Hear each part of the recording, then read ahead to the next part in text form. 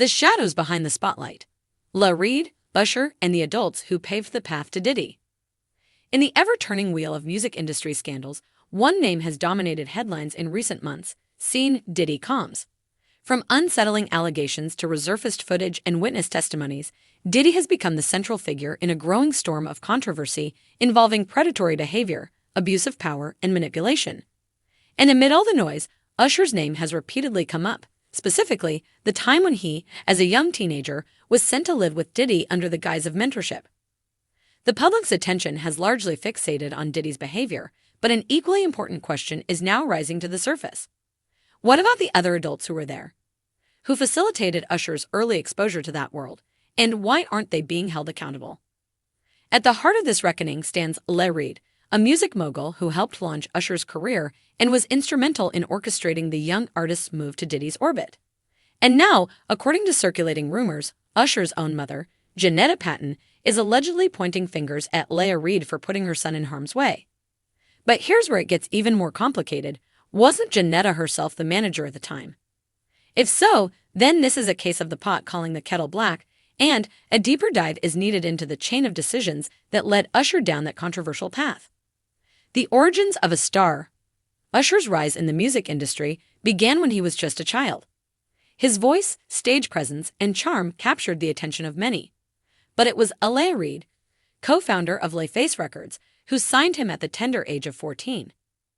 That decision would kick off a professional relationship that spanned decades, with Reid serving as executive producer on Usher's debut album Usher, 1994, his breakthrough album My Way, 1997, and the mega-hit Confessions, 2004.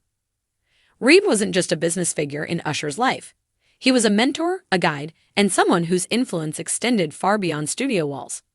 And it was Reid who, in the early 1990s, thought it would be beneficial for Usher to learn the lifestyle by spending time with Diddy in New York City. At the time, Diddy was already known for his larger-than-life persona, his lavish parties, and his status as a tastemaker in the industry.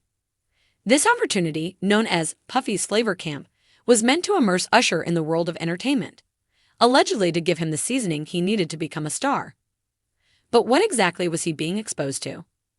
The mentorship that raised eyebrows. Usher himself has publicly spoken about his time living with Diddy as a teenager. In interviews, he's described the experience as wild and admitted to seeing things he couldn't fully process at the time. "I got a chance to see some things," he said in a resurfaced clip. "I don't know if I could indulge and understand what I was even looking at. It was pretty wild." What started out as a mentorship quickly became a source of concern for many, especially in hindsight. Rumors swirled for years about inappropriate behavior, including claims that Usher was drinking alcohol at clubs while underage and possibly exposed to far more sinister activities. Radio personality Ed Lover once recalled seeing a young Usher drinking champagne in the VIP section with Diddy and being stunned that no adult had intervened. And as disturbing as these moments are to revisit, even more troubling is the lack of accountability from the adults who facilitated the entire situation. Reid, architect or accomplice. Reid's role in Usher's early career cannot be overstated. As the person who discovered him, signed him, and oversaw his artistic development, Reid was in a position of immense influence. He wasn't just another record executive, he was one of the key gatekeepers who decided where Usher went, who he worked with, and how he was shaped.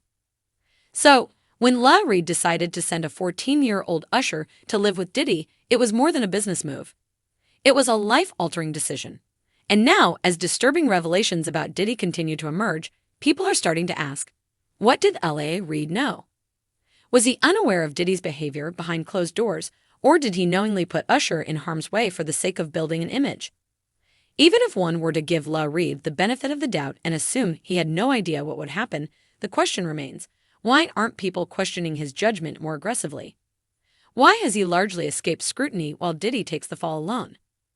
Ironically, Reid and Usher rekindled their working relationship around 2022 to 2023, just before Usher's Coming Home album in 2024. They even announced plans to launch a new record label together, aimed at nurturing the next generation of R&B talent.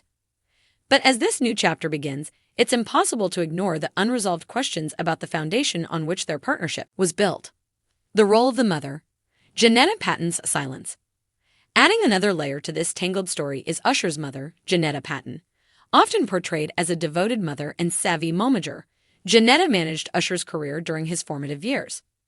According to her own statements, she was assertive and did her homework when it came to protecting her son in the industry.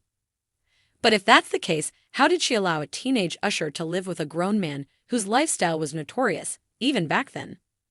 Some reports now claim that Janetta is calling for Reid to be held accountable, which raises a serious ethical contradiction. If she was truly in control of Usher's career and his well-being, then she would have had the final say on whether he went to New York with Diddy. Her approval, or at least her compliance, was essential in making that move happen. So again, the obvious question arises. Where was she when this was all happening? Did she truly not know what was going on, or did she look the other way, prioritizing her son's career trajectory over his safety? To further complicate matters, it's been rumored that Janetta did confront Diddy at one point, according to alleged excerpts from Kim Porter's never-published tell-all book. The book reportedly contained damning evidence, including video footage that Kim had secretly obtained of Diddy and other high-profile figures engaging in questionable behavior, including interactions with a young Usher. But before the book could see the light of day, Kim died under suspicious circumstances, and her laptops were allegedly stolen during a break-in. All of this cast an eerie shadow over the narrative. Was Janetta silent because she was complicit, or was she silenced? The industry pipeline of exploitation. Usher's story is not unique. His experience is part of a troubling pattern we've seen time and time again in the entertainment industry. Young stars are plucked from obscurity, handed over to powerful men, and shaped into commodities. Behind every success story, there are often painful secrets, silenced voices, and parents who either didn't ask the right questions or didn't want to. From Britney Spears and Aaron Carter to Michael Jackson and Lindsay Lohan, the music and film industries are riddled with examples of children who were failed by the very people meant to protect them. And more often than not, it's the adults behind the scenes, the agents, executives, and yes, even the parents who escape public accountability. The Diddy-Usher saga is not just about one man's alleged abuse of power. It's about a culture that enables it. A culture where children are placed in adult environments under the pretense of mentorship, only to come out the other side with trauma that takes years, sometimes decades, to unpack. A reckoning is long overdue. If Diddy was the face of the industry's excess and depravity, Reid was the architect who handed him the blueprints. He opened the door, introduced the players, and stood by as Usher walked into a world he wasn't prepared for. And while it's easy to demonize Diddy, and perhaps rightfully so, it's time we also hold accountable the people who built the pipeline, not just the ones who swam in it. That includes Reid. And yes, it includes Janetta Patton. Until the music industry reckons with its enablers, the ones who smile in boardrooms while children are chewed up behind closed doors, nothing will change. The next Usher will be sent down the same road, the next Diddy will be given the same power, and the next mother will convince herself that the fame is worth the risk. Because in this business, the spotlight often blinds more than it illuminates.